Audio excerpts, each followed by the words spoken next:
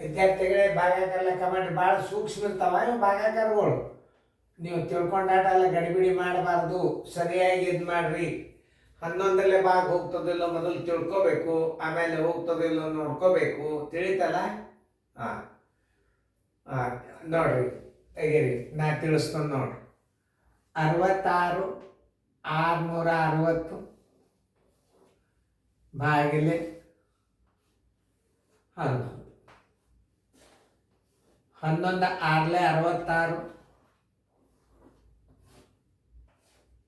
ಪೂಜೆ ಈ 6 ತೊಗೊಂಡ್ರೆ ಸಾಣದಾತು, ಈ 6 ತೊಗೊಂಡ್ರೆ ಸಾಣದಾತು, ಈ 6 ತಗೋರಿ.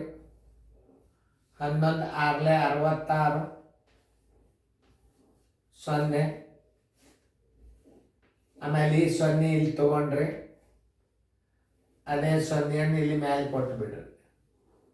ಆನ್ಸರ್ ಭಾಗಲಬ್ಧ ಬರೋಬರಿ, ಭಾಗಲಬ್ಧ ಬರೋಬರಿ 60 0 60. ಉತ್ತರ ಸಂಖ್ಯೆ ಡಿ. ಇಂಥವೆಲ್ಲ ಭಾಗ ಎಲ್ಲ ನಮೂನಿ ಬರ್ತಾವೆ. ಎಲ್ಲ ಟೈಪ್ ಹುಡುಗರು ಗಣಿತ ಮಾಡೋದು ಬಂದಿರ್ತಾವೆ. ನೀವು ಒಂದು ಸ್ವಲ್ಪ ಹೆವಿ ಅಭ್ಯಾಸ ಕಲ್ತ್ರಿ ಅಂತಂದ್ರೆ ನಾಳೆ ನಿಮ್ಮ ಕಣ್ಣು ಮುಚ್ಚಿ ನಿಮ್ದು ರಿಸಲ್ಟ್ ಬರ್ತದೆ. ಇವೆಲ್ಲ ಇಂಥ ಸಣ್ಣ ಲೆಕ್ಕಗಳು ಇರೋದ್ರಿಂದ ಏನಾಗ್ತದೆ, ಎಲ್ಲ ಕಾಮನ್ಯಾಗ ಹಳ್ಳಿ ಒಳಗೆ ಎಲ್ಲ ಹುಡುಗರು ಪಾಸ್ ಆಗಿಲ್ಲ ಅನ್ನೋ ದೃಷ್ಟಿಯಿಂದ ಪೇಪರ್ ಸರಳ ತೆಗೆದಿರ್ತಾರೆ. ನಮ್ಮ ಸೀರಿಯಲ್ ಅಭ್ಯಾಸವನ್ನು ಮಾಡ್ರಿ ನೀವು. ಹೊರಗಡೆ ಸಹಿತ ನಿಮಗೆ ಭವಿಷ್ಯ ಅದ, ತಿಳಿತಾ? ಇಂಥವೆಲ್ಲ ಸಣ್ಣ ಲೆಕ್ಕ ಇರ್ತಾವ ಅಂದ್ರೆ ಕಾಮನ್ ಆಗಿ ಎಲ್ಲರೂ ಯಾರಿಗೆ ಎತ್ತಿ ಬರ್ಲಾರ್ದವ್ರು ಸಹಿತ ಈ ಗಣಿತ ಮಾಡಬೇಕು.